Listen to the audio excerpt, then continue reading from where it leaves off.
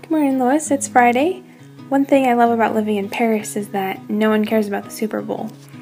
Today I went to the town of Chartres, which is about 2 hours southwest of Paris, and home of the famous Chartres Cathedral, which has a wonderful example of a combination of Romanesque from the 13th century and Gothic from the 16th century architecture.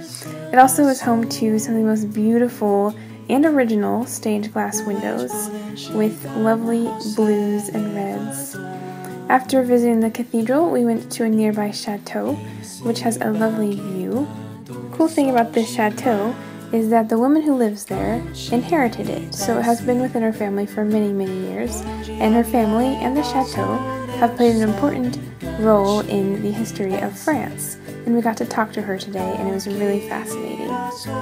We also had a lovely gourmet meal while at the chateau, which I enjoyed very much, and it was all around a lovely Friday. I hope you have a really great weekend, and I'll see you on Tuesday.